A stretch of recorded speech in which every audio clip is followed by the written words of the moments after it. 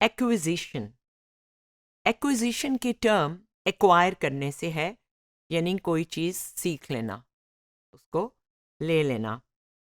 Classical conditioning की वो stage experiment की जिसमें कंडीशन रिस्पॉन्स पहली दफ़ा आती है कंडीशन स्टिमुलस के जवाब में, उसको हम एक्विजिशन की स्टेज कहते हैं, सीखने की। जैसा कि हम उस फिगर में देख चुके हैं और फिर देखेंगे, काफ़ी नंबर ऑफ ट्रायल्स चाहिए होते हैं इससे पहले कि एक्विजिशन हो सके। हम कहते हैं the subject has acquired this response, यानी उसने अब ये हासिल कर लिया, सीख लिया। कुछ ऐसे भी स्टिमुलाई होते हैं जिनके लिए चंद या कई दफ़ा एक ही ट्रायल काफ़ी होता है। ये आमतौर पे एवर्सिव स्टिमुलाई होते हैं, जैसे इलेक्ट्रिक शॉक है, एक ही दफ़ा किसी चीज़ से पेयर होगा, उस चीज़ को जानवर और इंसान अवॉइड करेंगे। कोई पेनफुल चीज़ है, वो बहुत जल्दी आप सीख लेते हैं कि इसकी से बचना है। ये हमारी हिफाजत के लिए हमारे अंदर नेचर का एक मैकेनिज्म है कि हम एवर्सिव स्टिमुलाई या obnoxious स्टिमुलाई या पेनफुल स्टिमुलाई से जल्दी कंडीशन हो जाते और बड़ी लंबे अरसे तक हमेशा के लिए हो जाते। एक्सटिंक्शन क्लासिकल कंडीशनिंग में weakening of a condition association को कहते हैं, जो कि तब होती है जब अनकंडीशन स्टिमुलस जो है वो आप नहीं दें, जैसे बेल बजाएं और फूड ना दें तो रिस्पॉन्स, जैसा कि हमने ग्राफ में देख रहे थे, नीचे आती जाती है और ख़त्म हो जाती है।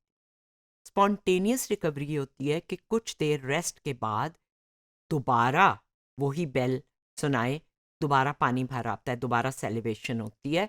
इसको स्पॉन्टेनियस रिकवरी कहते हैं, क्योंकि ये खुद ब खुद होती है, इसलिए स्पॉन्टेनियस रिकवरी, इसलिए कि जो रिस्पॉन्स पहले आ रही थी और एक्सटिंक्शन में चली गई थी, मिट गई थी, ख़त्म हो गई थी, वो दोबारा रिकवर। ये ग्राफ जो है इसको दोबारा देखने की ज़रूरत है। एक्विजिशन में जो कंडीशन स्टिमुलस है, स्ट्रेंथ ऑफ कंडीशन रिस्पॉन्स बड़ी तेज़ी से ऊपर जाती है। एक्सटिंक्शन में जब आप अकेले उसको कंडीशन स्टिमुलस दे रहे हैं और अनकंडीशन स्टिमुलस नहीं दे रहे, यानी बेल सुना रहे हैं और फूड नहीं दे रहे, तो फिर वो रिस्पॉन्स जो है वो आहिस्ता आहिस्ता नीचे आना शुरू हो जाती है, स्ट्रेंथ कम हो जाती है, then it drops to zero. The condition response may reappear after a brief rest period, even when the unconditioned stimulus is still not presented. The reappearance of the conditioned response is called spontaneous recovery.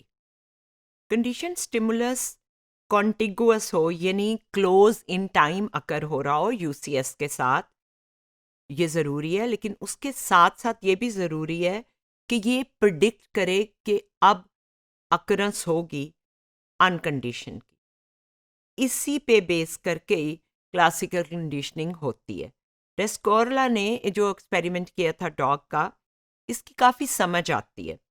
In natural situation ये कभी भी नहीं होता कि चीज़ें हमेशा एक ही तरह हो रही हों। तो learning enables organisms to adapt to changes in their environment. Stimuli come in clusters and not in neat simple units as they do in laboratory experiments. तो हम तभी कंडीशन होते हैं जब वो हमेशा ही उसके साथ हो और नियरर इन टाइम हो, तो ये कंटिंजेंट हो, यानी वो आए तो दूसरा स्टिमुलस ज़रूर आए। दूसरा स्टिमुलस जो है वो आपको कोई इंफॉर्मेशन दे इन्वायरमेंट के बारे में। अगर रैट को उन्होंने टोन से कंडीशन किया है, अब साथ लाइट भी ऐड कर दी है, वो टोन से उन्हें पता चल गया कि इसके बाद फूड आनी है या शॉक आना है, तो अब लाइट कोई रीजनल इंफॉर्मेशन नहीं उसे दे रही, तो उसको कोई फर्क नहीं पड़ता, तो लाइट के ऊपर वो कोई रिस्पॉन्स नहीं देगा, उसको इंफॉर्मेशन ज़रूरत चाहिए होती है। तो क्योंकि नई इंफॉर्मेशन नहीं है, so there will be no response.